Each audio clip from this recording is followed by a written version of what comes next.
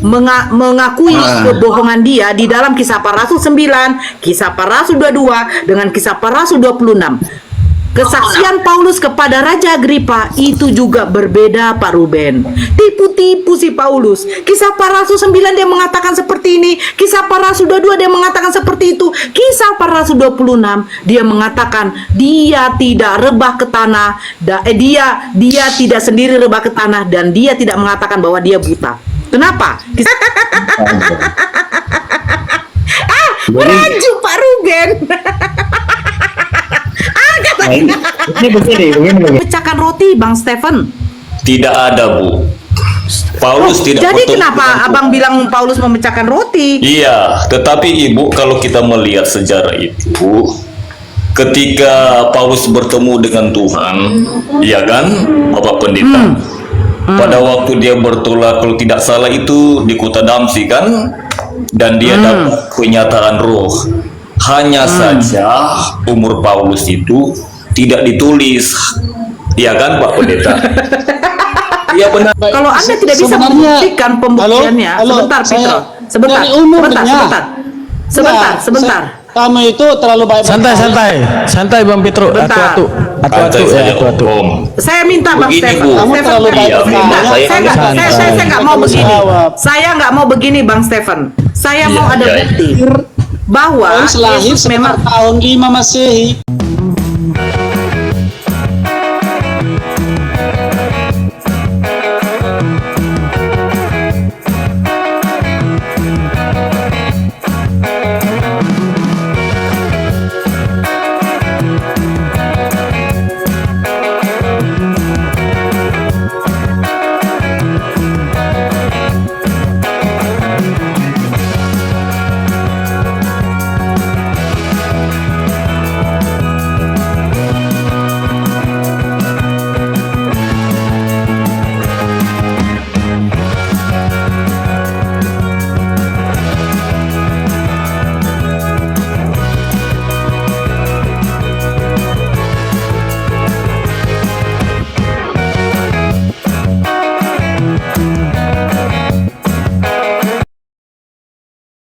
Assalamualaikum warahmatullahi wabarakatuh. Bertemu lagi dengan channel Kristologi Muslim, channel yang akan memperlihatkan diskusi dan debat lintas agama. Pada kesempatan hari ini, semoga kita semua dalam keadaan sehat walafiat, selalu diberikan kesehatan, dan segala macam urusan dilapangkan, dipermudahkan dan dilancarkan seperti apa yang diharapkan, dan juga diberikan segala kecukupan ekonomi, rezeki yang berlimpah yang tidak pernah habisnya dari Allah Subhanahu wa Ta'ala. Di video kali ini masih seperti biasa, saya akan memperlihatkan diskusi dan debat lintas agama di mana nantinya pelaga Islam dan oknum Kristen akan saling bertanya dan menjelaskan agama masing-masing. Yang mana kita akan bisa menilai mana agama yang benar-benar bisa diterima dan dipahami secara akal pikiran manusia yang berakal. Di video ini juga kita akan melihat diskusi dan debat Bunda Nora Aritonang dan apologet Islam lain dengan beberapa oknum Kristen dan pendetanya, yang mana kita bisa mendapatkan ilmu dan pengetahuan tentang ajaran Islam dan ajaran Kristen. Dan bagaimana berjalannya diskusi ini, apakah akan berjalan tenang dan santun atau malah sebaliknya memanas, di mana biasanya oknum Kristen jika tidak sanggup menjawab pertanyaan dan juga tidak terima ajaran dan isi kitabnya dibahas, mereka akan emosi dan marah, bahkan sampai menghujat pribadi atau ajaran. Nah, daripada penasaran dengan diskusi dan debat ini, mari kita simak saja videonya sekarang. Bertemu dengan Yesus gitu. Ya. Iya. Itu semua orang mesti baca Alkitab dulu ya. Mesti baca banyak Alkitab dulu. Pak Ruben. Kisah Para Rasul 9. Pertama kali Paulus mengakui kebohongan dia di dalam Kisah Para Rasul 9, Kisah Para Rasul 22 dengan Kisah Para Rasul 26. Kesaksian Paulus kepada Raja Agripa itu juga berbeda, Pak Ruben. Tipu-tipu si Paulus. Kisah Para Rasul 9 dia mengatakan seperti ini, Kisah Para Rasul 22 dia mengatakan seperti itu, Kisah Para Rasul 26 dia mengatakan dia tidak rebah ke tanah, dia tidak sendiri rebah ke tanah, dan dia tidak mengatakan bahwa dia buta. Kenapa? Kisah Para Rasul 9, 22 dia mengatakan buta, 26 dia tidak ada mengatakan dia buta. Jangan. Pertama kali dia mendengar suara Yesus di padang gurun ketika perjalanan ke Damsyik, itu dia sudah berbohong.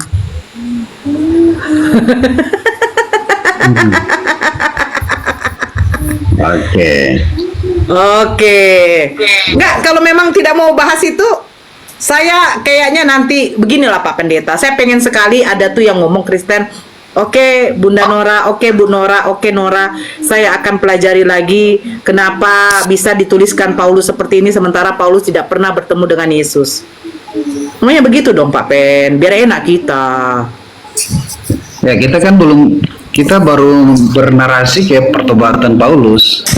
Saya tidak, Bahwa dia bukan dibimbing pertobatan.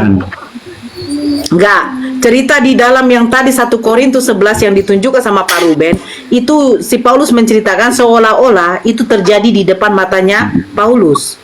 Yesus memecah-mecahkan roti, meminum anggur, mengkiaskan roti itu sebagai tubuhnya. Gak ada Pak Ruben. Anda cari pun dimanapun surat, tidak pernah tertemukan Paulus bertemu fisik dengan Yesus.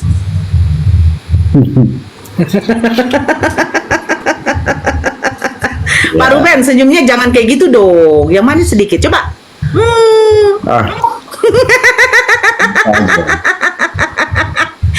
Melaju Pak Ruben. Nah, ini begini. Menurut begini ya. Begini, di dalam firman Tuhan ini mengajar begini. Yesus menjanjikan penghibur itu bagi kita. Nah, siapa penghibur? Ini juga datang kepada Paulus, Roh Kudus itu. Makanya dalam Yohanes 14 ayat 26, jadi penghibur itu Roh Kudus akan diutus oleh Bapa di dalam namaku, dialah yang mengajarkan segala sesuatu kepadamu. Jadi Roh Kudus ini mengajarkan segala sesuatu. Yang mengajarkan segala sesuatu itu Roh Kudus atau Paulus? Roh Kudus mengajarkan dan mengingatkan akan semua yang Bang, itu telah nggak ada Roh katakan. Kudus, Roh kebenaran yang ada, Bang. Shalom, selamat malam. Ya. Malam-malam Pak Stefan. Iya. Bang, Begini itu ya, Roh Pak. kebenaran, Bang. Iya, shalom. Shalom, Iya, shalom. Jadi gimana? Mau ganti orang atau gimana? Kalau mau ganti orang sama yang lain aja lagi nggak apa-apa? Ya tidak Bu, begini, kita kan berbeda narasi. Bapak dan saya juga berbeda persepsi kan? Iya, berbeda pengertian juga, penafsiran juga berbeda. Kalau untuk saya begini Bu, ya tanpa mengurangi sukacita kan? Ya. Memang yang Ibu katakan Paulus itu bertemu dengan Tuhan kan melalui penyataan roh, melalui penglihatan pada waktu di kota Damsyik. Tetapi pada waktu Paulus memecahkan roti, memang secara spesifik itu tidak ditulis di dalam Alkitab. Di mana Hanya- Paulus memecahkan roti? Memang itu pada waktu Paulus memecahkan roti tidak tulis di dalam Alkitab. Dan sebagai orang Kristen Bukan di mana Paulus memecahkan roti, Bang Stephen. tidak ada Bu. Paulus tidak Jadi bertemu kenapa dengan Abang Tuhan. bilang Paulus memecahkan roti? Iya, tetapi Ibu kalau kita melihat sejarah itu, ketika Paulus bertemu dengan Tuhan, ya kan, Bapak Pendeta, pada waktu dia bertolak, kalau tidak salah itu di kota Damsyik kan, dan dia dapat kenyataan roh. Hanya saja umur Paulus itu tidak ditulis, ya kan Pak Pendeta? Iya benar Bu, memang tidak ditulis umur Paulus berapa. Aduh. Yesus itu memang kalau untuk saya Bu, Ibu dengar dulu. Ah. Yesus itu sudah ada di zaman Paulus. Tetapi dalam kitab para rasul itu baru ada penampakan dia bertemu dengan Tuhan itu secara pribadi melalui penyataan roh. Tetapi sebelum itu Anda bisa memberikan satu bukti sama saya bahwa Paulus di zaman Yesus? Aduh. Dek, ambil dulu kucing itu, Dek. Digigit kabel. Bisa ya nggak? bagaimana Bu? Anda bisa membuktikan pada saya Yesus sejaman dengan Paulus. Suruh keluar kucingnya. Iya, kan begini Bu. Gimana? Pembuktiannya, Bang. Saya butuh pembuktian. Saya nggak butuh begini, Bu. Saya butuh pembuktian. Yesus itu memang sudah ada di zaman Paulus. Pembuktiannya Sudah ada. di mana bahwa Yesus menyebutkan nama Paulus? Memang nama Paulus itu nanti ada di dalam Kisah Para Rasul, tetapi Jadi narasi dari mana Anda bisa mengatakan bahwa Yesus sejaman dengan Paulus? Di mana pembuktiannya, Bang? Anda bisa berasumsi, saya juga bisa dong. Adik, ambil deh, adik, digigit itu, bawa keluar, adik. Abang mengatakan Yesus sejaman dengan Paulus. Pembuktiannya dari mana? Baik, Kalau Anda tidak bisa sebenarnya- membuktikan pembuktiannya, Halo, sebentar, saya- Petro. Sebentar, dari umumnya. sebentar. Enggak, kamu itu terlalu baik. Santai Bang Petro. Bentar. Atu-atu Santai saja, atu-atu. Om. Saya minta Bang Begini, Stefan. Bu. Kamu Stefan, terlalu baik Iya, bertanya. memang saya saya nggak mau Kamu begini. jawab. Saya nggak mau begini, Bang Stefan. Saya mau Iya, ada iya. bukti bahwa Paulus lahir Yesus memang. tahun 5 Masehi. Cuy. Paulus lahir waktu 5 Masehi, sementara Yesus di abad 1. Abad 1, abad 5 jarak berapa tahun itu? Ya. Jangan boto-boto sama saya.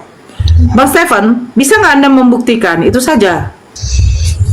Ya, kalau memang begitu ikut saja narasi Ibu. Kita untuk sementara belum ada data yang kuat. Oke, saya terima. Iya. Silakan Iya. lanjutkan. Iya. Berarti Tetap- tidak bisa dong?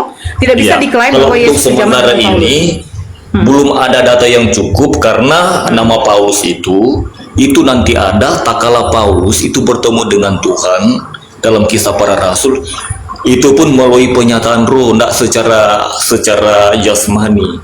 Tetapi kalau melihat dari segi pandang Paulus itu, kira-kira Paulus itu seumur dengan Petrus dan murid-murid lainnya, kira-kira seperti itu.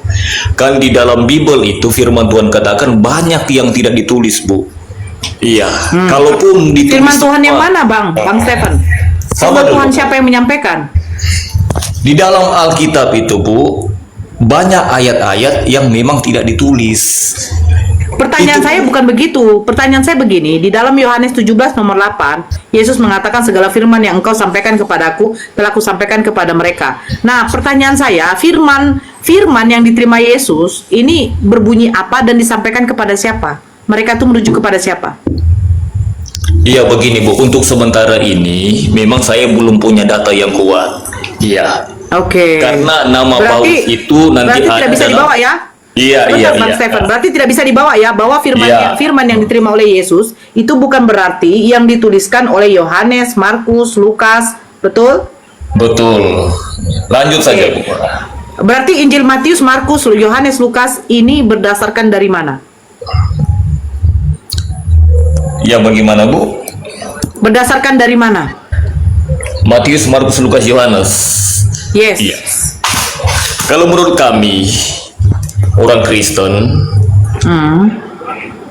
Injil itu ditulis itu oleh murid-murid Yesus. Iya.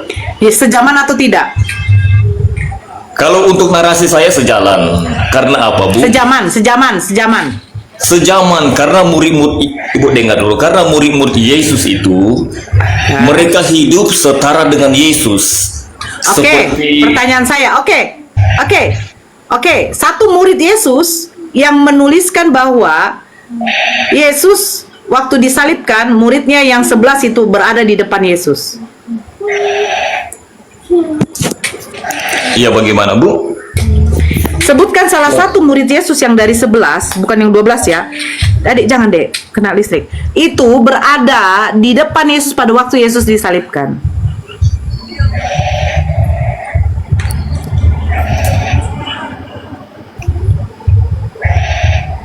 Maksudnya murid Yesus.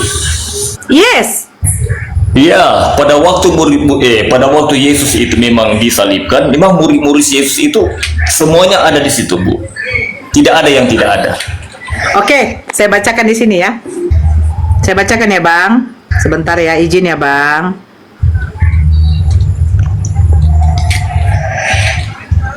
Oke, saya bacakan. Di dalam Markus 14 nomor 50. Silakan Abang buka. Di situ dikatakan apa? Lalu semua murid itu meninggalkan dia dan melarikan diri.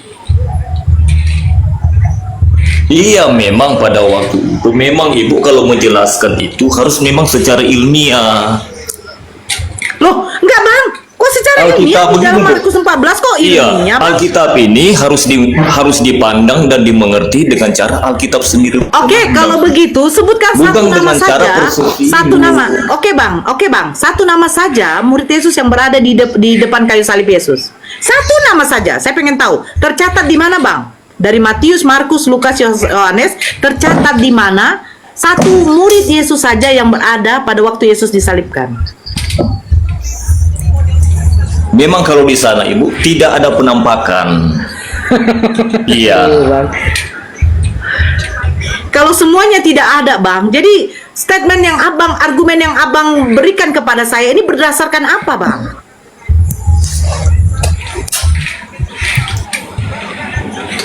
Kami hanya tahu itu murid-murid Yesus itu pada waktu Yesus disalibkan, itu mereka ada. Tahu dari mana abang? Tahu dari mana abang?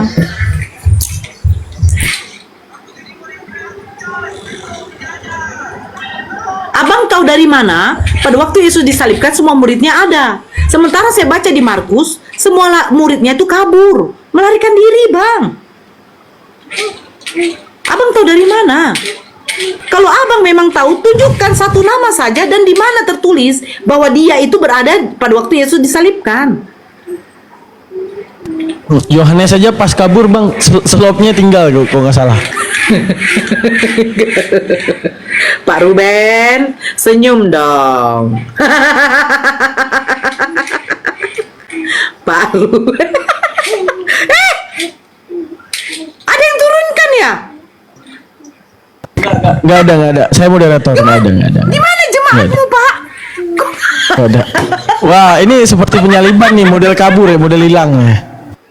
Nggak begitu Bunda Nora. Sebentar, teman. Pak Ruben, waktu aku bilang, Pak Ruben, kemana kok kabur? Dia begini. Dia bilang gini. Iya, Bunda Dia Nora. bilang gini. Pak Ruben bilang gini, jemaat saya ternyata tidak bisa bantu saya. Bukan, itu sedang mempraktekkan Bunda. Begitu Bunda bilang murid-muridnya Yesus kabur, dia ngikutin nih, ninggalin Pak Ruben sebagai tumbalnya nih. Pak Ruben, gimana tuh Pak Ruben? Assalamualaikum warahmatullahi taala, Bang Blender. Salam. Enggak, muka Pak Ruben sedih kan. Jangan semangat Pak Ruben, semangat. Semangat, Pak Ruben. Bagaimana nih pertanyaan susah-susah? Halo. Hey, pertanyaan. Tunggu dulu. Pertanyaan Iya, susah sekali, itu Ki. susah itu. Pertanyaan itu susah. Hey. Susah Pak Ruben.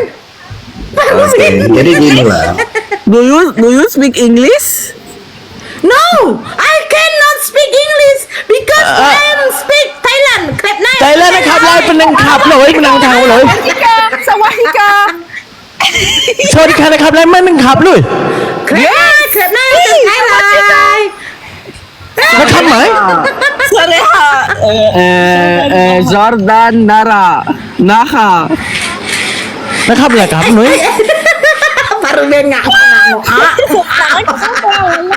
Luki naka anoki ma adone ma aki ma paciote ke bangke ya gitu. Pak Ruben, kita berbicara bahasa kita saja ya Pak Ruben. Ya udah, nih Petro tadi dia mau ngomong sama Bunda Nora nih. Nih Petro mau ngomong ya, Bang Petro ya. Kalau Petro nggak mau, malas. Oh iya. Kasih Udah, si Petro, blender, diam dulu ya, Petro. kasih si blender. Oh ini blender nih, ini mau blender nih tugasnya nih. Takut Ah, sih Bang- orang. Orang Bang Petro. tipu. Kau sama aku, Bang Petro. Yakobus ada di bawah kaki salib Yesus. Ya, kau sama aku ya, Petro. Pak Ruben, kenapa tidak tahu Ruben? Tidak baca tahu lah. Alkitab kah? Iya. Ya udah, kau boleh maju. Ada Maria Tahu lah. Yesus di bawah Diam. kaki salib. Petro, diam dulu. Dah. Kau diam dulu, santai. Ya, oke. Sekarang dilanjutin Bang Blender sama Petro nih, udah bener. Petro, gas Petro. Dah. Ayo, kau sama aku, Petro. Bas. Nah, Yesus lahir tahun 1 Masehi, Paulus tahun 5 Masehi, selisih 4 Mana buktinya? tahun umurnya Yesus dan Paulus. Muhammad buktinya? tahun Nggak 570. usah aneh-aneh kau. Nora, Kau kemana-mana, woi. selisih tahun 1 tahun 5 berapa abad? Kau pikir 1 abad, 5 abad? Bang Petro santai, jangan kayak orang mau tenggelam. Jangan kayak orang mau tenggelam nih. Makanya Allah Santai. Subhanahu wa taala memuliakan. Gak usah kau kemana-mana bicara. Hei. Gak usah kau congor, kau aja panjang kali lah congor kita di sini. Simon, Kau sekarang ada poinnya kalau diskusi. ayo dong. Gantian masa Ya udah, kau ngomong pelan-pelan satu-satu kalau bicara. Jangan panjang kali congor kau. izinkan saya bicara dong. Ya bicara kau pada poinnya kau bicara. Nikah sama orang yang baik hati kayak Ruben. Ya udah, kau sama aku. Apa mau kau tanya? Siapa murid yang dibawa kaki Yesus? Kau sama aku, apa yang mau kau tanya? Yohanes, ada Yakobus, ada Maria ibunya. Apanya kau bilang? Nah, Kau mau tanya apa? nazzalna alaika al. Apanya kau? Kau mau diskusi sama aku? Kau tanya, Iya silakan kau dong. tanya. Gimana sih ini Islam ini? Kalau diskusi mau. Iya, kau poinnya sajalah. Kau bertanya. Jadi selisihnya Yesus dan Paulus hanya 4 tahun umurnya. Dari mana kau tahu? Allah mengajari saya. Dari mana? Dari mana kau tahu? Hei, dari mana kau tahu? Saya tahu karena Allah telah Dari mana? Bagaimana Allah bicara dengan kau? Setiap saat Allah berbicara kepada saya. Bagaimana caranya? Bagaimana kau tahu dia? Itu Allah. Apa urusannya dengan ngaji? Penipu. Bagaimana kau bilang Allah? Apa urusannya dengan bacaan Al-Quran kau bacakan itu? Tidak mungkin. Kenapa kau tidak pede dengan Kristen kau? Kenapa kau tidak pede dengan Kristen kau? Saya kasih Injil. Kenapa kau pakai Al-Quran? Kenapa kau pakai Al-Quran? Kenapa kau pakai Al-Quran? Kenapa kau tidak pede dengan Kristen kau? Ada Injil. Pede kau dengan Kristen kau? Iya, Kau gunakan haleluya atau apa? Salib kau gunakan. Kenapa kau pakai Al-Quran? Buat malu aja kau. Pede kau dengan Kristen kau. Jangan menumpang-numpang kepada Islam. Kenapa? Kenapa? Nggak pede kau? Jadi tadi orang Hah? tanya, siapa di Kenapa? kaki Yesus? Memang harus menggunakan Islam. Harus gitu memang. Memang harus gitu. Untuk misionaris, iya. Menggunakan bahasa Al-Quran untuk misionaris. Gitu memang. Harus gitu. Nggak pede kau dengan Kristen kau. Pede kau dengan ajaran kau Kristen kau. Kau ajarkan kekristenan kau dengan menggunakan Yohanes. Jangan kau pakai Al-Quran. Pakai Al-Quran. Gak comor pun jadi kita kalau comor kau. Mana orangnya? Blender. Mana? Blender panas, no blender. Bukan panas Pak Pendeta. Bang Blender itu punya nafas King, itu keren. Pak Ruben sabar ya Pak Ruben ya, Pak Pendeta. Pede lah kalau mau diskusi, ayo diskusi. Cuman pede lah. Jadilah Kristen sejati. Kita diskusi yang santun. Kita di satu Indonesia yang bermacam-macam apa kepercayaan ya, budaya, cara kita ya, kita saling menghormati lah, saling menghargai kepercayaan orang lain. Itu yang kami mau Pak Pendeta. Itu yang kami mau. Tapi tadi apa? Dia berbicara Kristen menggunakan Al-Quran, sedangkan dia tidak ngerti ngaji kan? Melecehkan itu namanya. Shalom, selamat malam. Tolong tutup.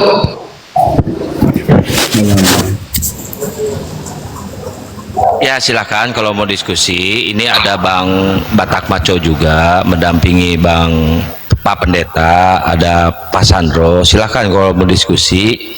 Tapi yang santun ya, jangan kasih Petro ya. Suara saya kedengeran kecil apa gede Pak Pendeta? Aduh ketawanya manis ampun manis Hehehe, Pak Pendeta keren. Lanjut. Oke. Sandro ini agama apa? Kristen dia. Shalom, shalom. Shalom, Ya. shalom. Cuman aku mau tanya. Ini gimana sih Batak? Batak ini loh, Ya. Batak ini kalau nggak ngomong diturunkan aja. Silakan kalau Iya. mau. Boleh saya tanya ya? Yang membuat aku penasaran kemarin kan hari Sabtu acara Paskah semalam ya, Paskah ya? Ya, umat Kristen merayakan ya? Benar nggak? Acara Paskah tuh apa? Itu minggu depan. Hah? Kapan Paskah? Pasca itu minggu depan. Sabtu ini, Sabtu sekarang. Sabtu depan, bukan semalam. Paskah itu apa? Paskah itu apa? Paskah itu kebangkitan. Pasca itu memperingati Kebangkitan Yesus Kristus. Kebangkitan Yesus, kenaikan Yesus Kristus. terus Kalau dulu kenaikan Isa Al-Masih, sekarang udah diganti sama yang lain. Bukan. Paskah itu kebangkitan Yesus Kristus, kenaikannya nanti di bulan Mei. kebangkitan. Wafat itu wafat. Kan begitu, Wafat. Glenn, kau tanya, Paskah ini kalian ngambil tradisi dari mana? Iya, maksudku waktu dan ketentuan itu ditentukan dari mana gitu loh. Bisa jadwalnya itu apa gitu loh. Dari mana datanya? Ditentukan bisa bulan ini. Ya kalau soal tanggalnya sih itu mungkin sudah dari apa ya? Dari mana? Dari yang mengatur kalender apa ini? Kalender. Aduh, kok kalender? Contoh kami gini ya. Sandro, contoh kami gini ya. Kami jadwal Ramadan, Lebaran, ya kan? Itu Menteri Agama mengumumkan berdasarkan dari hilal, langit ya, hilal, penampakan di langit. Artinya apa? Itu ada ketentuannya, bukan sembarang. Dan Menteri Agama pun tidak bisa sembarang dia. Ketika hilal sudah nampak, baru disampaikan. Ada. Nah, yang Paskah ini dari mana itunya gitu loh? Bisa tahu tanggal ditentukan bulan ini gitu? Ada nggak kira-kira? Iya, itu udah dari perhitungan apa kalender juga kayak gitu. Kalender mana? Nah, jadi ya kalender yang sekarang Bapak pakai ini kalender. Iya, iya, datanya dari mana ada ditentukan kalender? Misalkan kebangkitan tanggal sekian, bulan sekian gitu. Ada nggak? Nah, kalau ini sih memang saya masih belum sempat pelajari, tapi yang sebatas pengetahuan yang saya sudah sempat tahu, ya kenapa bisa dapat di tanggal-tanggal tersebut, yaitu kan Nah, iya itu.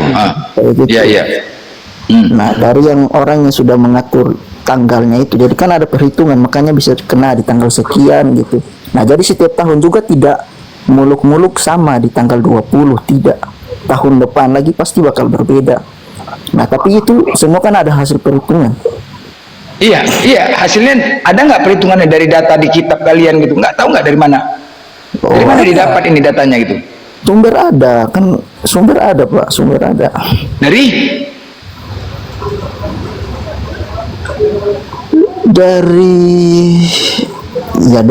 Alkitab tentunya.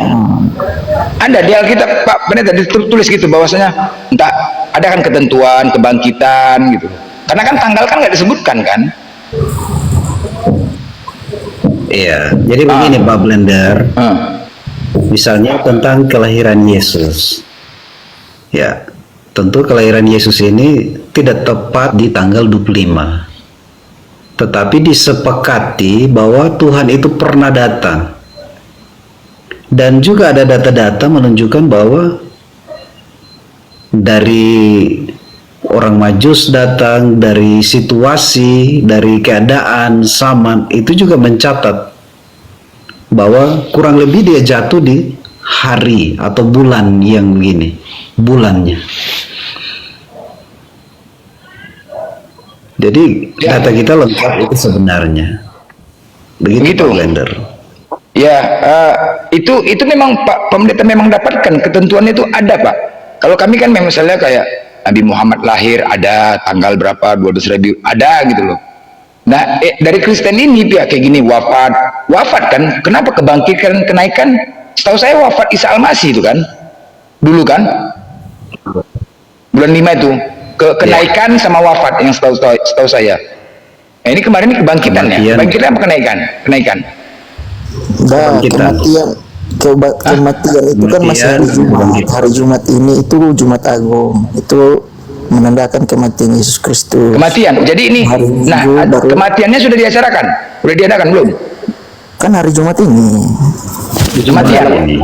Tanggal mana ya kebangkitan? Wafat itu kematian, cumananya? Kemarin ini salah Pak Ben, saya ajarkan sedikit ya. Kan kematian itu hari Jumat. Kan dia 3 hari matinya kalau dihitung Sabtu, Minggu, Senin. Kalau nggak Senin, Selasa tuh kebangkitannya. Jadi jangan ngarang-ngarang, nggak ada kebangkitan hari Sabtu, nggak ada. Apalagi hari Minggu. Kalau dihitung 3 hari, hari Senin tuh kebangkitannya. Lanjut Pak Blender. Oh iya, jadi kematian dulu baru kebangkitan ya kan? Kabar forum debat ini mewakili Kristen atau Islam ini? Islam. Pak For- Dia kan hostnya dia. Udah, tapi Ini- klarifikasinya salah itu. Enggak, kan seharusnya kematian dulu baru kebangkitan, bener kan? Iya, kematian Iya kan? dulu dong. Iya, baru kebangkitan. Baru itu kebangkitan. Berapa hari selisihnya nih kebangkitan ini? Ya 3 hari. 3 hari ya? Hari Tapi gini Jumat, loh. Tapi gini loh. Sabtu, Minggu, ya, Kan ya. kejadiannya kan hari Jumat. Ya kan? Jam Jumat pukul 3 dia masih mengatakan Eli Eli lama sabatani. Benar ya? Masih hidup ya? Nah, pergantian waktu Yahudi yaitu pukul 18.00 sore. Jam 6. Pergantian waktu. Benar ya? Benar nggak? Benar nggak, Sandro? Ya. Ya, Dari kita hitung dari Jumat ya. Jumat jam 18 sampai Sabtu jam 18 1 hari. Sabtu jam 18 sampai Minggu jam 18 2 hari. Minggu jam 18 sampai Senin jam 18 3 hari. Nah, Minggu pagi udah hilang jasadnya. Berapa hari itu? Berapa hari itu? Minggu pagi jasadnya hilang. Berapa hari itu coba? Iya, hari ketiga. Hari ketiga ya. Karena hitungan hari ketiga. Tetap 3. Jadi yang 3 hari selisih dari jam 3 pukul 3 sampai dengan pukul 18 3 jam itu dihitung 1 hari. Iya, seperti Iya. itu. Ya, benar. Hitung, oh berarti 1 hari bukan 24 jam, bukan? Oh, beda perhitungan Yahudi. 1 hari bukan 24 jam ya, bukan? 1 Iya, hari bukan. 24 jam. Iya, perhitungan waktu dulu beda, Bos. Oh, jadi gini ya Sandro. Sandro gini aja. Coba Anda check in ke hotel. Udah. Check in jam 11 pagi siang, check outnya jam 12. Berapa hari itu? 1 hari nggak? Kalau saya minta sama Anda bayar 2 hari mau nggak? Pak, kan saya 2 hari. Mau nggak? perhitungan waktu Mau. Yahudi dan perhitungan waktu sekarang itu kan beda. Nah, ini Anda check in jam 11 ya, jam 11 siang hari Sabtu. Check outnya jam 12. Saya minta Anda bayar 2 hari. Mau nggak? Mau nggak? sudah beda kalau Anda mau pakai. Lah, udah beda sama Anda. Seperti itu udah beda. Begini, Karena perhitungan tetap kita kan pergantian 24 waktu jam. berubah-berubah, tetapi hari tetap 24 jam, Bos. Kalau pergantian waktu berbeda-beda kita semua. Ya kan? Jadi pukul 3 hari Jumat, selisih 3 jam itu, Anda katakan 1 hari. Pantas nggak 1 hari dikatakan? 1 hari itu ada pagi ada malam kan? Ada siang ada malam kan? 1 hari kan? Gambarannya seperti ini. Kayak kita ini saya kasih contoh sederhana ya. Kita sabar dulu, kita nggak usah hitung 24 jam. Gambarannya seperti ini. Contoh nih, kita di jam 11. Nah, dan kalau masuk jam 1 pagi, itu kan sudah pergantian hari. Benar, Itu bukan? untuk Walaupun Indonesia, Bos. Untuk Yahudi. Kan saya kasih gambaran yang mirip seperti konsep itu. Nah, kalau Pak kasih waktu 24 jam, iya benar 24 jam. Tapi pada waktu itu orang kan perhitungan orang Yahudi kan seperti itu.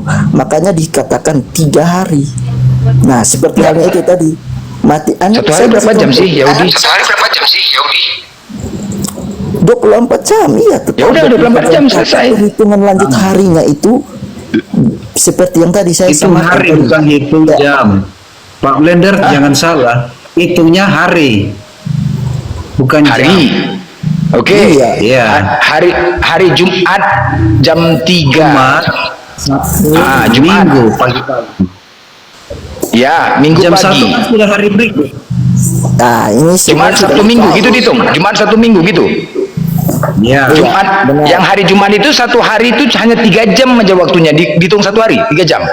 Iya, tetap terhitung 1 hari kayak tadi. Tetap Saya dihitung kasih 1 hari 3 jam.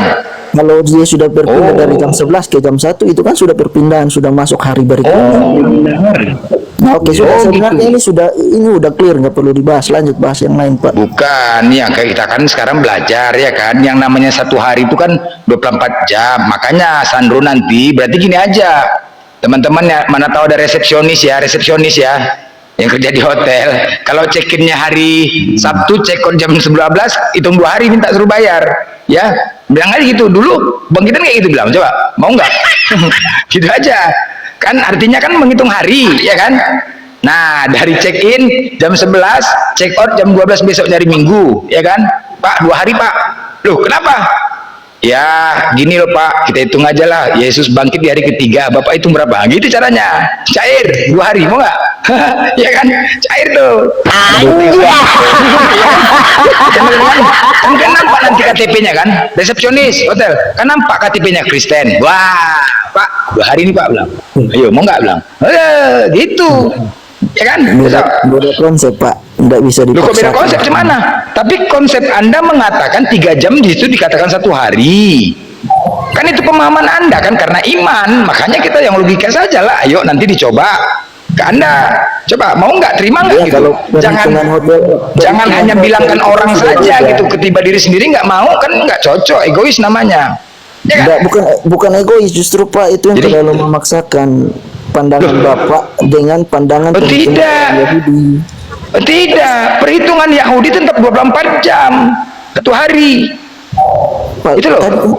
tadi saya sudah kasih gambaran. Nah, kalau orang Yahudi itu kan masuknya hitung jam 6 gitu kan. Itu sudah Sore ya, pergantian waktu jam 6 sore. ya sudah.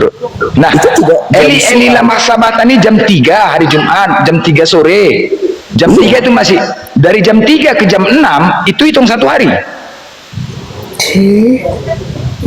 Ya, Anda hitung 1 hari itu. Iya, sudah masuk 3 jam dalam 1 hari itu hanya 3 jam Anda hitung 1 hari. Iya, itu perhitungan orang Yahudi Oh, seperti ya itu. 1 hari ya. Iya, Jumat, Sabtu, Tidak Minggu. boleh. Hitungannya nggak seperti itu ya. Saya pikir hitungannya gini loh. Sabtu jam 6 sore sampai Jumat jam 6 sore sampai Sabtu jam 6 sore 1 hari. Ya kan? Macam rental atau macam apa, check-in hotel. Kan begitu. Hitungan saya. Kalau hitungan kalian, kalau seperti itu, ya udah nanti di hotel resepsionisnya mana tahu ada KTP Kristen gitu aja buat Pak. 2 hari Pak bayar Pak. Alasannya kenapa 2 hari bilang? Pak, kita hitung Pak. Yesus bangkit di hari keberapa Pak bilang? Kita hitung. Cair tuh. Ya Sudah kan? bilang konsep hotel berbeda Pak. Enggak usah kok berbeda? samakan konsep hotel dengan Tidak, itu konsep kalian mengatakan hari itu lucu mana? Nggak boleh gitulah. Jangan hanya membilangkan orang ketika kalian dibuat seperti itu nggak terima, kan lucu namanya. Jangan, nggak itu konsep terima. yang dibuat-buat gitu loh. bukan Begini. konsep yang dibuat. Begini, Anda mengatakan seperti itu, Anda paksakan berdasarkan iman. Nah, ketika dibuat kepada Anda seperti itu, terima nggak? Kan nggak terima kan? Nggak boleh gitu. Secara umum kita bahas, jangan karena iman. Secara umum kita bahas 1 hari 24 jam, bos. Nggak ada dalil 3 hari. Yang namanya 1 hari itu, kan hitung hari. Yang namanya hari, ada pagi, ada siang, ada malam. Hari. Tetapi ketika 3 jam, Anda sebutkan hari. 1 hari kan terhitung dari mana? Nah itulah. Jadi kalau Anda mengatakan Jumat itu dihitung 1 hari, Sabtu, Minggu dihitung 1 hari, ini pun Minggu pagi nih hitungannya. Minggu pagi loh udah hilang, bukan Minggu sore. Nah kalau memang konsepnya seperti itu kan nggak salahnya juga. Apabila dibuat kepada Anda gitu loh. Ketika Anda check in, Theo Kristen, sampaikan aja resepsionis. Coba, jangan mau enaknya saja gitu loh. Hitung 1 hari yuk. Hari Sabtu Anda check in, hari Minggu Anda check out, 2 hari bayarnya. Berani nggak? Mau nggak gitu? Kan udah beda Itu 1 hari loh. Jam 11 siang, jam 12 siang, 1 hari itu kan? 2 hari itu kan? Nah gitu, jangan mau enaknya saja bos. bukan mau enaknya saja Pak. Itu. Silakan Pak. Ya, Yunus, hitungannya Pak itu Yunus. hitungannya Bang, konsep Tritunggal juga itu Bang. Pak Pendeta Yunus mau menjelaskan, silakan Pak. Maksudnya gini loh, kita edukasi di sini banyak yang nonton. harinya Yang seadanya saja lah. Jangan ada gini loh, ketika ada anak-anak remaja menonton yang imannya belum kuat, ketika konsep hari saja pun menyalah, kan merusak ini. Jangan. Nggak boleh. Ini kalau memang itu salah. Jangan ada pembodohan. Edukasi kita ini bukan hanya orang dewasa aja, remaja mungkin menonton, masa setengah hari 3 jam dihitung 1 hari gitu loh. Jangan, nggak boleh gitu. Yang seadanya aja. Kalau memang itu kejadiannya udah untuk direnungkan pihak Kristen, kami nggak memaksa kok. Silahkan. Yang penting kami cuma menyampaikan. Tadi sebenarnya. Ya gambarannya yang benar. Kalau yang salah nggak boleh lah dibiarkan. 00 ke jam 1 pagi itu pun sudah terhitung 1 hari. Walaupun hanya dalam jangka waktu 3 jam, masuk jam 1 pagi ya sudah terhitung 1 hari. Itu saya gambaran sederhana karena bisa dipahami. Tapi kalau mau disamakan dengan konsep hotel reservasi itu sudah berbeda. Memang tidak cocok. Di mana bedanya? Hitung 2 hari kan? Anda masuk hari Sabtu, Pon Minggu. Hotel akan hitungnya 24 jam seperti itu. Nah, kalau Jadi Yahudi nggak Anda hitung 24 jam? hitung 24 jam, tetapi waktu Ya udah. pas mau berpindahan masuk ke jam 6 itu sudah masuk 1 hari kayak gitu. Dari mana Anda tahu? Oke, sekarang baik ini. Sekarang Anda check-in-nya jam 10. Check-in-nya jam 10. Jam 10. Biasa kan check-out jam berapa? Jam 2 ya? Biasa check-out jam 2 ya? Oke, Anda check-in-nya jam 11. Udah. Check-in jam 11 siang. Itu kan biasa check-out jam 12. Coba, dihitung nggak tuh? Mau nggak Anda dihitung 1 hari? Lanjut lagi bilang, udah, Anda check-in jam 11 siang. Kalau jam 2 kan check out kan, batas terakhir kan. Oke, lanjut lagi ya 1 hari ya. Besoknya Anda check out. Mau nggak Anda bayar 2 hari tuh? Mau nggak? Mau nggak bayar 2 malam? Mau nggak kira-kira? Anda check-in hari Sabtu. Hari Sabtu jam 11 siang Anda check-in. Biasa check out jam 2 kan? Dah, lanjut hari Minggunya siang. Jam 12 Anda check out. Dah, Anda dikenakan 2 hari. Mau nggak? Mau nggak? Mau nggak kira-kira dikenakan 2 hari? Padahal Anda masuk jam 11 loh. Biasa kan check out jam 12 ya? Jam 12 ya? Jam berapa check out? Nah, mau nggak? Kira-kira gitu. Sudah saya bilang beda konsep, mau Pak sama-samain dengan Jangan, makanya jangan yang 3 jam itu Anda katakan 1 hari. Nggak bisa, Bos. Itu Ya, kesalahan namanya. tidak Itu bisa pembelajaran menurut yang tidak pandangan pantas. Masalah hari saja pun kebodohan kepada generasi nggak cocok. Kita nggak sepakat masalah hari dikatakan 3 jam dikatakan 1 hari. Dari mana dasarnya itu? Cara tidak langsung mengatakan orang Yahudi pada waktu itu tuh adalah orang-orang bodoh karena menggunakan waktu seperti itu. Anda yang mengatakan 3 jam itu 1 hari. Mengikuti rujukan dari sistem waktu seperti itu, perhitungan waktu seperti itu. Ketika saya jelaskan, Pak justru menyamakan dengan reservasi hotel. Ya tentu berbeda. Baik, oke. Mana dasar Anda mengatakan 3 jam itu dikatakan 1 hari? Dari mana dasarnya? Silakan aku minta. Oh, butuh sumber lagi nih Pak. Aduh. Nah, kan nggak mau kan butuh sumber lagi. Tunjukkan dari mana datanya. Yahudi 3 jam itu Anda katakan 1 hari. Silakan. Oke, sabar. Masalahnya nggak bisa on cam ini Pak. Gimana? Bingung juga. Nggak ada, tunjukkan aja. Aku mau belajar. Kalau memang 3 jam itu dikatakan 1 hari, silakan. Aku minta datanya. Dari mana kau dapatkan hitungannya? Mau minta bagaimana? Mau tunjukin bagaimana? Kalau nggak Jadi bisa kenapa open, tadi kau mengatakan 1 hari? Jangan suka-suka hati, Bos. nggak bisa open. Tunjukkanlah. Kalau bisa open kan kita tunjukin. Open kami ya. Apa yang harus ku cari di sini? Kau ketik. Biar ku cari. Tinggal ketik aja di Google perhitungan Apa? waktu Yahudi. Perhitungan waktu Yahudi 24 jam. Pergantiannya pukul 18.00. Udah. Itu loh. Ya ini kata kunci. Ini silakan Pak cari perhitungan waktu Yahudi untuk apa kematian Yesus Kristus. Itu kata kunci, silakan dicari. Perhitungan waktu Yahudi untuk kematian Yesus Kristus. Ya silakan dicari. Itu kata kunci. Enggak. Kata kunci. Itu yang buat tulis. Aku Kata kunci tanya, di Google agar aku yang Bapak kutanya, bisa di mana menyampaikan. datanya 3 jam itu pantas dikatakan 1 hari menurut hitungan Yahudi? Itu yang kutanya loh. Iya, mau lebih jelas ya memang harus dari sumber referensi, dan itu kata kunci yang Pak harus pakai untuk ketik di Google biar bisa terbaca dengan jelas seperti itu. Nyalah saja, lanjutlah. Jangan ada pembodohan kita. Kita harus pintar, nggak boleh 1 hari 24 jam ya. Banyak yang menonton, banyak yang dengar, jangan ya. Anak-anak remaja Kristen itu imannya belum kuat, doktrinnya belum kuat. Jangan ajarin kebodohan hanya gara-gara iman. Jangan ajarin generasi itu kebodohan. Jangan. 1 hari 24 jam, Bos, dimanapun. Ketika Anda 3 jam, nanti kan penyesatan itu nggak bagus gitu, nggak bagus hanya gara-gara iman. Jangan gitu. 1 hari 24 jam. 3 jam itu nggak pantas dikatakan 1 hari. Jangan. Ya, Jangan coba begitu, jangan menurut dipaksakan. ini Bang Blendar, coba kita tanya ke Pak Pendeta. Mungkin Pak Pendeta lebih tahu literasinya dan lebih alkitabiah ya. Menurut Pak Pendeta perhitungan itu udah pas belum? Ya, begini. Begini Pak Blender ya, tentu hitungan orang di sana bahwa dalam 1 hari itu 1 hari tidak hitung jam. Ya, kejadiannya kan di hari Jumat.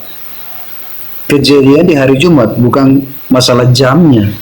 Di hari Jumat. Makanya di dalam Matius tadi ada Matius 27 ayat 45 sampai 47. Mulai dari jam 12 kegelapan menutupi seluruh daerah itu sampai jam 3. Kira-kira jam 3 bersuara Yesus dengan suara nyaring, Eli Eli sabatani, artinya Allahku Allahku mengapa engkau meninggalkan aku. Mendengar itu beberapa orang berdiri situ dan berkata, ia memanggil Elia. Jadi di situ dikatakan bahwa itu hitungan hari. Jadi bukan seperti gambaran hotel, bukan ya. Hitungan hari. Di sini tidak hitungan jam. Dan hari Minggu pagi-pagi, hari pertama pagi itu hari Minggu. Hari Minggu pagi. Berarti di hari ketiga. Tidak bicara jam di situ. Di hari Minggu pagi-pagi kuburan sudah batu sudah terguling. Jadi hitungan hari ke-3. Bukan jam lagi, bicara hari. Begitu Pak Blender, supaya kita jangan salah lah. Oke, ya udah itu kembalilah Pak Pendeta ya. Cuman saya miris ya Pak ya, ketika saya melihat di Yohanes 19:38 ya, supaya ia diperbolehkan menurunkan mayat Yesus. Mayat. Artinya Kristen ini menuhankan mayat atau gimana sih? Mereka mengambil mayat Yesus, mengkapaninya dengan kain. Dia datang ke situ mengambil mayat. Mayat itu kan mayat ya. Iya. Menuhankan mayat atau gimana nih sekarang? Bukan Karena gini loh, ketika mayat disebut mayat, udah yang namanya bangkit dari kubur disebut hantu. Roh Kudus itu tidak bisa dilihat, makhluk halus tidak bisa dilihat. Sama nggak Roh Kudus dengan makhluk halus ya? Jadi ketika disebut di sini mayat, mayat dikubur, bangkit, hantu. Kira-kira gimana tuh? Oke, Pak Pendeta, boleh saya jelaskan duluan, Pak? Ya, silakan. Oke, baik, terima kasih. Nah, ini dia Pak Blender nih. Kalau hanya mau mau memberikan satu statement tapi tidak baca di pasal selanjutnya. Memang di pasal yang Pak rujuk tadi, ayat yang Pak rujuk, benar, Yesus mati. Dan kita orang Kristen percaya bahwa dia datang ke dalam dunia ini harus ada pengorbanan. Tetapi Pak lupa di pasal yang ke-20 itu kan berbicara tentang Yesus Kristus. Pasal Yohanes pasal 20 itu sudah satu perikop itu membahas tentang kebangkitan. Nah, lalu jangan lari ke situ dulu, jangan lari ke situ dulu. Coba yang benarnya memang itu. di pasal yang Pak. Aduh, ini noise. Yang benarnya itu jam berapa disalibnya? Jam 9 pagi, jam 12 apa jam 3? Udah tadi Pak ini forum tadi kan Pak Blender ini kan sudah ganti topik apakah orang Kristen menuhankan mayat? Iya, dari tadi masalah ituan ini kita harus susah, nggak kelar nggak kelop. Masalah itu kan pening, nanti pembodohan kita ya kan. Aku pening 3 jam bisa 1 hari, dari mana jalannya coba? Bukan pembodohan sih Pak. Coba Pak Pendeta dijelasin yang pastinya itu jam 9, jam 12 apa jam 3 sore Pak Pendeta disalibnya itu. Ya, jam 12 itu langit gelap, bumi gelap. Jam 3 sore itu baru dia memanggil nama Eli Eli Eli. Jadi jam 3 itu. Di situ baru dia mati. Setelah berarti itu dia jam mati. 9 pagi persiapan gitu. Maksudnya jam 9 itu kan jam 3 pagi. sore. Ya, jam 9 pagi bisa. Ya, terus yang benarnya yang mana, Pak? Iya. Artinya jam ya ini ada ya. Saya bantu ya Pak Pendeta, saya bantu Pak Pendeta. Iya, silakan. Ya itu aja, Bang Blender lanjut. Oh, mau lanjut lagi? Mau kita bantu jelaskan? Silakan.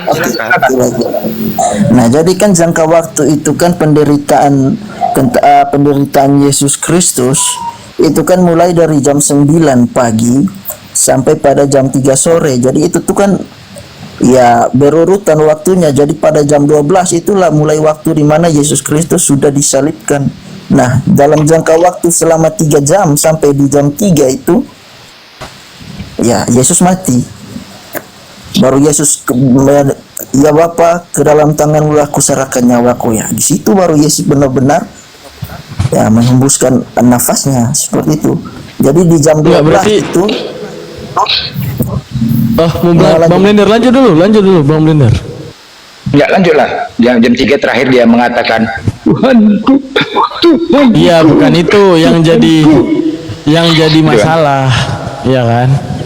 Berarti dengan adanya penyaliban ini boleh nggak kita bilang bahwa sebenarnya Yesus udah capek berdoa kepada Tuhannya di dalam Ibrani 5 ayat 7, boleh dibuka? Apa kata Yesus? Dalam hidupnya sebagai manusia, ia telah mempersembahkan doa dan permohonan dengan ratap tangis dan keluhan kepada Dia. Artinya apa?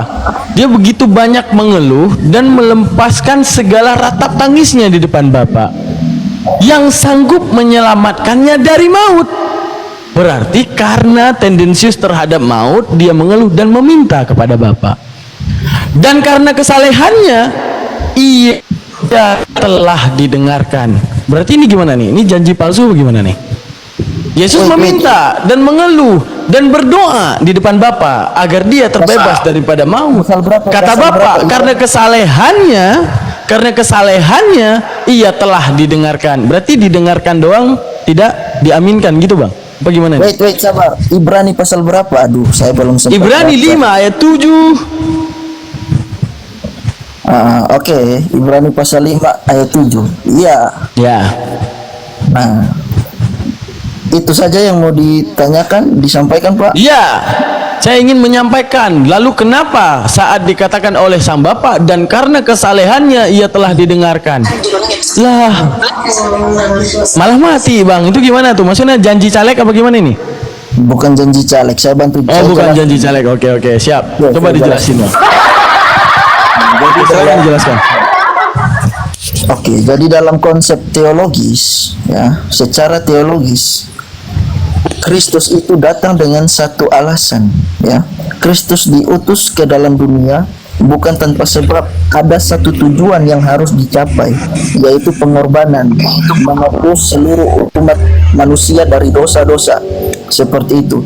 Jadi Kristus, Abang, itu kagak nyambung. Bukan istilahnya, kalau memang Abang bilang bahwa dia datang ke muka bumi ini dengan satu misi, dia harus mati untuk menebus dosa manusia. Ngapain dia berdoa, meminta terbebas daripada maut? Contoh, saya jadi Yesusnya nih, dengan visi dan misi. Saya harus menebus dosanya kamu. Maka saya datang ke bumi, ya saya biasa aja. Orang itu tugas saya. Ngapain saya minta maaf, saya minta ampunan?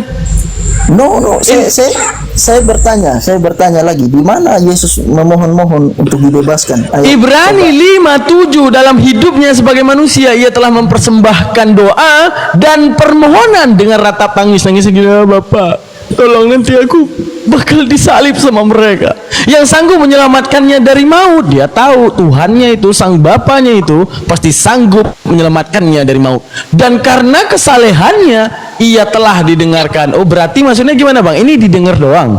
Oh, lu udah doa, ya gua dengerin doang, yang lu tetap gua bunuh gitu, maksudnya gimana?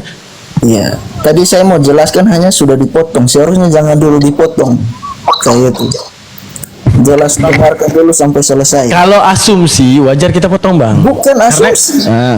Abang bilang gini ya, abangku, abang boleh bilang itu misi daripada Yesus jika Yesus tidak mengeluh dengan kematiannya. Tapi when dia mengeluh terhadap maut yang akan menimpanya, pertanyaan saya, apakah janji Bapak sedang diingkari di dalam Ibrani 5 ayat 7? Janji Bapak yang dia Bapaknya ngomong, dan karena kesalehannya ia telah didengarkan. Ini berarti bukan Bapak yang ngomong, ini kan ini Bapak yang jual cendol ini. Ini bukan Bapak yang itu, Bapak yang jual cendol ini yang nanya gimana. Ini aja Anda saja memahami kitab suci aja sudah salah. Ini yang menuliskan. Ya udah, coba jelasin ke saya ini Ibrani 5 ayat 7. Ini bapaknya siapa nih? Ya, awas aja lo kalau bilang bapak di surga. Ya, oke. Ibrani 5 ayat 7, coba bapaknya siapa nih yang dengerin doa dia nih?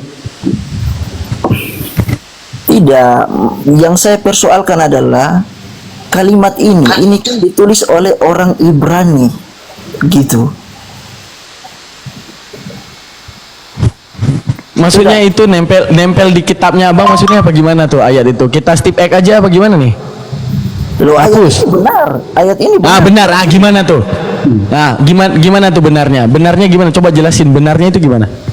Loh, benarnya iya. Dalam hidupnya sebagai manusia, ia telah mempersembahkan doa dan permohonan dengan ratap tangis. Itu benar, tidak salah. Dan keluhan kepada Dia yang sanggup menyelamatkannya dari maut, dan karena kesalahannya ia telah didengarkan. Nah, Ya itu dia berarti artinya kalau dia didengarkan, mau permohonan apa yang dia mintakan? Selamat dari maut dan didengarkan. Oh, berarti dia tidak akan menimpa maut. Lalu penyaliban, apakah itu terjadi karena Bapak yang nggak mau dengar doa Yesus apa gimana? iya benar. Dia buktinya dia selamat dari maut, dan pada hari ketiga kan dia bangkit. Ya arti selamat dari maut, dari awal aja udah kagak kena maut. Kagak kena maut, bagaimana maut? Bang, contoh gini ya aku bilang. Gambarannya apa coba? Yang kamu tahu Itu ibaratnya gini, itu ibaratnya itu apa namanya itu bapaknya kayak cewek sekarang ada. Aku nggak apa-apa kok, tapi ngambek, tapi marah gitu. Udah blunder. Maut yang Blunder dimaksud apa? adalah kamu dengar karena kamu sudah miskonsep di situ, sudah salah. Maut yang dimaksud adalah murka Allah, dosa pelanggaran yang sudah Maut dilakukan murka oleh Allah dari mana lagi kita tahu itu? Hah? Teologi dari mana lagi itu maut adalah Teologi murka dari Allah? mana? Oke, sabar, tapi saya jelaskan dulu. Kasih saya waktu untuk berbicara. Jadi maut yang dimaksud ini adalah dosa, ya, dosa yang sudah dilakukan oleh manusia. Seperti itu. Nah, itulah maut. Jadi Lu bagaimana ngejelasin apa? Lu ngejelasin apa? Ini yang gua tanya apa, yang lu jelasin apa? Coba jelaskan saudara. Dari apa yang Anda baca, berarti akan ada satu oknum yang meminta kepada Tuhannya dengan segala keluhannya, dengan segala ratap tangisnya. Apa yang dia minta, yaitu dia terbebas daripada maut. Arti maut itu kematian yang akan menimpanya. Lalu kata Tuhannya kepada dia, apa yang dikatakan? Karena kesalehannya Yesus tersebut sebagai hamba dalam wujud manusia tersebut, ia telah didengarkan. Lalu kenapa ada kematian Yesus? Lalu kenapa ada penyaliban Yesus? Bukankah di dalam Yohanes 3 ayat 3 Yohanes? Bukankah di dalam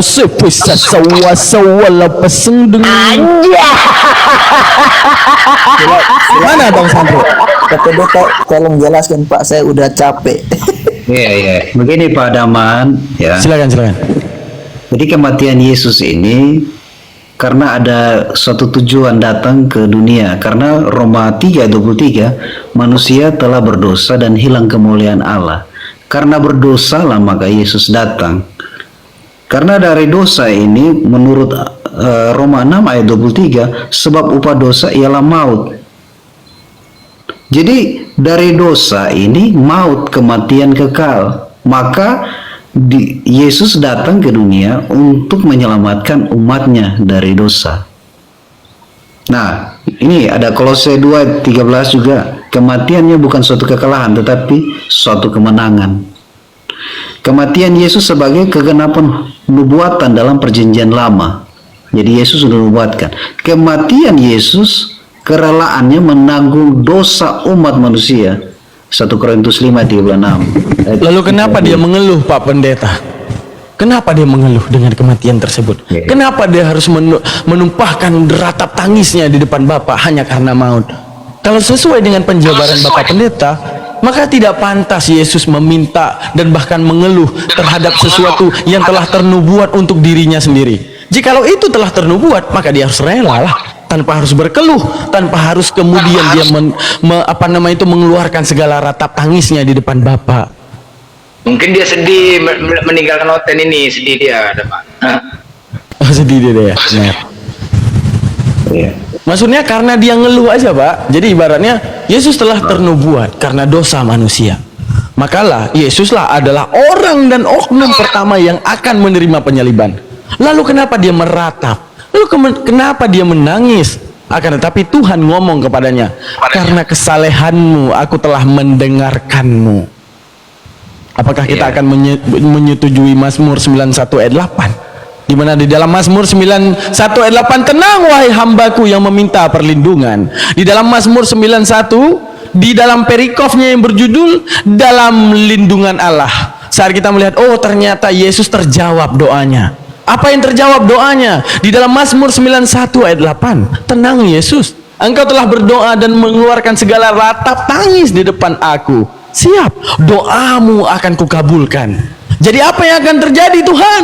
Dalam Mazmur 91 dikatakan ayat 8, Engkau hanya akan menontonnya dengan matamu sendiri, melihat pembalasan terhadap orang-orang fasik. Saat kita meninjau Ibrani 5 ayat 7, Yesus orang salih, bukan orang fasik. Jadi janji Tuhan terhadap Yesus bahwa dia akan menonton penyaliban tersebut, di mana yang tersalib adalah orang fasik yang diserupakan dengan dirinya. Pertanyaan saya, jika kemudian Kristen meyakini bahwa Yesus itu disalib dan ditaklukkan oleh matinya di tiang salib, maka dengan narasi tersebut, apakah kita akan mengatakan Sang Bapa mengabaikan Yesus, di mana janjinya telah dinubuatkan di dalam Ibrani 5 ayat 7? Dalam hidupnya sebagai manusia ia telah mempersembahkan doa dan permohonan dengan ratap tangis dan keluhan kepada Dia yang sanggup menyelamatkannya dari maut. Karena keyakinan Yesus terhadap Tuhan, pasti aku bakal diselamatkan daripada maut. Lalu dalam teologi Kristen meyakininya mati. Apakah Kristen sedang memfitnah Bapa? Yang Bapa itu mengeluarkan janji palsu terhadap Yesus. Karena Bapa menjawab di dalam Ibrani 5 ayat 7, dan karena kesalehannya ia telah didengarkan. Siapa yang sedang memfitnah Bapa sekarang? Di mana dalam teologi Islam, wama qataluhu, saat Yahudi mengatakan telah merajamnya, tidak pernah kalian bunuh, itu hambaku yang kulindungi. Dalam dalam Al-Maidah ayat 157 Nasrani mengatakan kami telah menyalibnya. Tidak, dia telah dilindungi oleh Bapaknya, yaitu dengan diserupakannya dengan orang fasik, yang kemudian Yesus diselamatin oleh Tuhannya karena nubuatan daripada Tuhannya di dalam Mazmur 91 ayat 8. Orang-orang dalam lindungan Allah, di mana di dalam Mazmur 91 engkau hanya akan menontonnya dengan matamu sendiri. Pembalasan terhadap orang fasik. Agama mana Bang Blender yang kira-kira meyakini Yesus bukan orang fasik dan tidak pernah mati untuk menjadi orang fasik? Islam. Lalu agama mana yang mengatakan Sang Bapa tidak mengabulkan agama Yesus, yang tidak mengabulkan segala rintihan Yesus, yang tidak mengabulkan segala permintaan Yesus di dalam Ibrani 5 ayat 7? Jikalau apa yang saya katakan salah, tolong dijabarkan penjelasan Ibrani 5 ayat 7 sekian. Lebih cocok kau jadi pendeta dah, Man. Gimana? Lebih cocok jadi pendeta dah, Man. Pak Pendeta mau jawab atau saya dulu, Pak? Jadi begini, kita terangkan dulu tentang kematian Yesus, tapi belum selesai. Jadi kematian Yesus mendamaikan manusia dengan Allah, ya, karena dosa, ya. Nah, tujuan Yesus datang untuk memberi keselamatan, makanya disebut juru selamat, ya. Maka Alkitab katakan dalam Kisah Para Rasul 4 ayat 12, keselamatan tidak ada di dalam siapapun di bawah kolong langit ini, hanya dalam Yesus. Artinya bahwa di luar Yesus binasa. Hanya orang yang percaya Yesus saja yang boleh selamat. Begitu. Nah, orang yang percaya, makanya Roma 10 ayat 9 mengatakan bagaimana? Roma 10 ayat 9. Roma 10 ayat 9. Sebab jika kamu mengaku dengan mulutmu bahwa Yesus adalah Tuhan dan percaya dalam hatimu bahwa Allah telah membangkitkan Dia dari antara orang mati, maka kamu akan diselamatkan. Karena Bang Daman tidak percaya, Alkitab bilang tidak selamat. Kayak gitu. Nah, karena dengan hati orang percaya dia yang dibenarkan, dengan mulut orang mengaku akan diselamatkan. Jadi mereka yang percaya kepada Yesus, dengan mulut mereka mengaku akan diselamatkan. Nah, kemana mereka tidak diselamatkan? Wahyu 20 ayat 15. Kemana mereka yang tidak percaya? Wahyu 20 ayat 15 bilang begini. Dan setiap orang yang tidak ditemukan namanya tertulis dalam kitab kehidupan itu, ia akan dilemparkan di dalam lautan api. Karena keselamatan itu penting bagi manusia, hanya satu-satu yang mengerjakan keselamatan, yang sudah merancang keselamatan bagi manusia, hanya dalam Yesus. Jadi di luar Yesus itu binasa. dan setiap orang yang tidak tertulis dalam buku kitab kehidupan dilemparkan dalam lautan api. Nah, tugas kami sebagai hamba Tuhan dalam Yudas 1 ayat 23, ini tugas kita sebagai hamba Tuhan. Selamatkanlah mereka dengan jalan merampas mereka dalam api. Ini tugas kita. Karena mereka yang percaya akan selamat, yang tidak percaya binasa. Jadi kebangkitan Tuhan Yesus adalah satu kemenangan bagi kita, karena dia telah mendamaikan manusia dengan Allah. Itu Pak Daman. Oke. Boleh masuk 1 menit? Saya lanjut ya, Pak. Bentar Bang Sandro. Masuk dulu 1 menit ya. Nah, Pak Pendeta Yunus yang baik hati, menurut Bible Pak, kalau kita baca Bible nih, kalau kita jujur tuh, Tuhan itu Maha Pengampun. Tuhan itu Maha Pengampun Pak. Ketika Yesus berkata dosamu sudah diampuni, artinya Tuhan itu Maha Pengampun. Ketika kita baca doa Bapa kami, kata Yesus pengajarannya, berdoalah begini, ampunilah kami, ya Bapakku ampunilah kami. Jadi Tuhan itu Maha Pengampun, atau Bapa itu Maha Pengampun. Nah, coba kita lihat Pak di dalam Mazmur ya, Mazmur. Sebab Engkau ya Tuhan baik dan suka mengampuni dan berlimpah kasih setia bagi semua orang yang berseru kepadamu. Itu Mazmur 86:5. Kemudian di Mazmur 513, kasihanilah aku ya Allah menurut kasih setiamu, hapuskanlah pelanggaranku menurut rahmatmu yang benar. Ini doa Nabi Daud. Kemudian kita lihat di Mazmur 103:11-12. Tetapi setinggi langit di atas bumi, demikianlah besarnya kasih setianya atas orang-orang yang takut akan Dia. Sejauh timur dari barat, demikianlah dijauhkannya daripada kita pelanggaran kita. Kemudian di Perjanjian Baru 1 Yohanes 1:9, jika kita mengaku dosa kita, maka Ia adalah setia dan adil. Ia ini adalah Tuhan. Jika kita mengaku dosa kita, maka Ia adalah setia dan adil, sehingga Ia akan mengampuni segala dosa kita dan menyucikan kita dari segala kejahatan. Ya. Kemudian di Matius 6:14-15, karena jikalau kamu mengampuni kesalahan orang, Bapakmu yang di surga akan mengampuni kamu juga. Tetapi jikalau kamu tidak mengampuni orang, Bapakmu juga tidak akan mengampuni kesalahanmu. Jadi kita baca Bible itu Pak, ya Tuhan itu Maha Pengampun. Berbaliklah, palingkanlah wajahmu, ya Bapakmu di surga akan mendengarkan doa-doamu dan akan mengampunimu. Kemudian di Hizkiel, anak tidak menanggung dosa bapak, bapak tidak menanggung dosa anaknya. Artinya konsep penebusan dosa waris ini Pak diajarkan oleh si Paulus. Seperti yang Bapak kutip tadi kan surat-surat si Paulus. Adam ini Pak, Adam ini kan diceritakan di Perjanjian Lama, di kitab Kejadian Musa. Adam tidak pernah mengajarkan dia meninggalkan dosa waris. Dia tidak pernah mengajarkan kepada Bani Israel. Tiba-tiba teman-teman Kristen yang memakai Perjanjian Lama ini kok mengajarkan ada dosa waris. Dari siapa itu pengajarannya? Dari si Paulus. Di Roma Pak, Roma 5:16 kalau nggak salah ya, kalau bukan 5:18, 5:16. Akibat ketidaktaatan seorang, nih maksudnya nih Adam tidak taat, maka semua manusia sudah terjalari dosa waris. Ini pengajaran si Paulus di Roma. Jadi Pak, kembali lagi, Tuhan itu Maha Pengampun. Kita disuruh bertobat, ya, bertobatlah dan bertobatlah. Yesus saja mengajarkan begitu dalam doa Bapa kami Pak. Silakan lanjut. Saya Pak.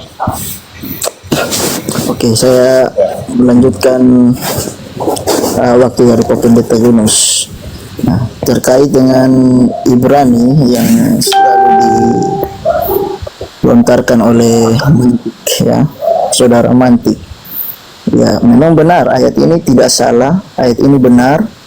Dan terkait dengan permohonan ratap tangis Tuhan kepada Sang Bapa, ya, Yesus Kristus yang sanggup menyelamatkan dia dari maut, yaitu memang benar adanya.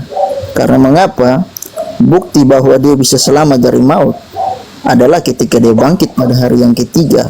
Dan disitulah dia sudah Abang selalu nggak nyambung yang saya tanya. Arti selamat dari maut, mautnya kejadian. Di mana Yesus berdoa, udah dibaca belum Ibrani 5 ayat 7 tuh? Dalam hidupnya sebagai manusia. Oke. Di timing tersebut, di timing dia ada di bumi, dia manusia bukan ilahi. Oke. Ia telah mempersembahkan doa, berarti adanya pekerjaan dia berdoa. Oke. Dan permohonan dengan ratap tangis, berarti doanya nggak main-main nih. Dia pakai ratap tangis. Dan keluhan berarti ada sesuatu yang dikeluhkan. Lalu terjawab setelah koma. Apa yang dia jawabkan? Yang sanggup menyelamatkannya dari maut. Berarti keluhannya dan ratap tangisnya seputar maut yang akan menimpanya. Berarti yang dimintakan, jangan ada maut apapun yang tertimpa kepadanya, kata Tuhan kepadanya. Dan karena kesalehannya ia telah didengarkan. Lalu di mana arti telah didengarkan ini? Di mana? Kalau dia memang harus mati disalib seperti itu, Bang. Iya. Kalau Bapak selalu memotong-motong apa yang ingin saya jelaskan dan Iya, lu jelasin apa yang gue tanya apa, lu jelasin apa? Loh, kan Anda Makanya kita potong. Begini toh, Bang Nah, ini Sandro. Saya- Ketika Yesus berdoa kepada Tuhannya, doanya tuh digabulkan sehingga ia selamat. Untung nggak dikasih nama selamat. dengar dulu. Ibrani, maksud dari Ibrani itu tidak seperti yang Anda maksud. Seperti ini Bang Zaman ini. Sabar Pak Pendeta, saya sama teman. Kabinetnya, sabar dulu, ini jemaat ini mau ngomong toh. Ini jemaat neng kono neng kini wes tak tembo toh. Ini Orang susah dibilangin ini satu nih. hanya oke. Jadi saya mulai dapat poinnya di sini. Kalau Pak Pendeta yang berbicara, oke, semuanya tenang ya. Tapi giliran kalau saya yang berbicara, Bukan begitu. Iya lu jelasin. Yang gua tanya dari tadi komodo, yang lu jawab pohon kaktus. Ngapain gua dengar pohon kaktus? Gua nanya pohon komodo. Pohon komodo. Yang gua tanya komodo. Lu jelasin pohon kaktus. Ngapain gua dengerin dari tadi? Begini sebentar Pak Ustadz, pelan-pelan sama jemaah. Pak Yunus saja Sebentar. pelan-pelan toh. Sandro, aku bentar boleh bicara sebentar gini ya. Jadi ini kan kejadian kemarin, aku berkunjung kepada orang yang sakit, udah tua lah kawan. Dah. Jadi dia mantan preman, kaya dia. Dia sakit, ya kan? Udah tua lah. Dia ngomong sama aku, Blender, kira-kira dosaku kan banyak, Blender, ya kan? Ya Pak, aku bilang. Kira-kira aku masuk surga enggak nih? Gitu. Ya, berdoalah Bapak, bertobat. Aku kan banyak masalahku. Bertobatlah Bapak. Iya, tapi aku nggak pasti. Kira-kira kayak mana yang pasti? Gimana ya Pak ya? Tahu aku di Kristen Pak. Kristen lah Bapak, aku bilang gitu kan. Karena di Kristen itu percaya Yesus pasti masuk surga, aku bilang gitu kan. Betul. Kalau memang bisa kau pastikan aku masuk surga, aku rumahku nih harga 8 miliar ku kasih sama kau. Mama, ya gimana caranya? Aku udah sur lah ini kan. Udah sur lah aku nih 8 miliar. Ya, sebentar Pak, begini, dia lagi sakit-sakit nih, gini. Begini Pak, di Kristen itu Pak pasti masuk surga. Gimana caranya katanya? Ya model percaya. Maksudnya percaya kayak mana? Percaya saja Yesus Tuhan katanya. Cuma gitu aja. Iya gitu kata orang tuh. Terus Yesus pernah mengatakan dia Tuhan? Enggak, gue bilang. Wah, langsung bangkit, langsung ditepuknya congor. Ketepak katanya, mau nipu kok ya, kurang ajar. Langsung sehat dia. Cobalah, hanya modal percaya saja katanya. Enggak saja kau katanya. Ngamuk dia yang tadi sakit, gitu bangkit. Dipukulnya, dia preman kan. Kau pikir ya, aku cari duit ini bisa kaya ini berjuang mati-matian. Enak saja kau hanya modal percaya saja terus aku masuk surga. Kepala otak kau katanya. Iya, mak, selalu lah Pak, jangan marah-marah. Aku bilang, jangan marah-marah Bapak. Aku kan cuma menyampaikan konsep Kristen. Enak aja kau bilang kayak gitu. Hidup ini butuh perjuangan. Jangan kau pikir cuma mudah gitu percaya masuk surga. Kau mau nipu kau ya? Untung aku nggak nipu, sobat. Mati kemana aku kejar kau katanya? Ya juga kayak gitu, betul juga. Kayak Pak apa tadi kan, Pak Pendeta. Percaya Yesus Tuhan, selesai, selamat. Jadi dia mau percaya aja kan, untuk meyakinkannya gimana Pak Pendeta ini? Aku pun pening, ditepuk aku sama congorku. Sehat dia gara-gara itu. Sehat dia karena takut ketipu. Coba lah Pak Pendeta, gimana itu coba? Ini kenapa udah lari ke topik lain? Bentar, Berani. Bang Sandro, bentar, biar Pak Pendeta yang menjelaskan. Tapi Pak Pendeta itu terkendala dengan listrik mungkin di sana ya, kurang terang ya listrik di sana ya. Berakhir sudah diskusi dan debat para apologi Islam yang telah memberikan kita ilmu dan pengetahuan tentang ajaran Islam dan ajaran Kristen. Semoga ilmu yang kita dapat dari diskusi dan debat ini dapat membentengi kita dari permutatan, yang mana pada saat sekarang banyaknya misionaris-misionaris mencari muslim yang awam untuk dimurtadkan.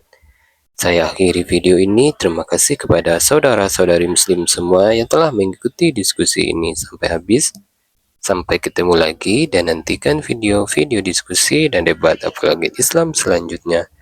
Assalamualaikum warahmatullahi wabarakatuh.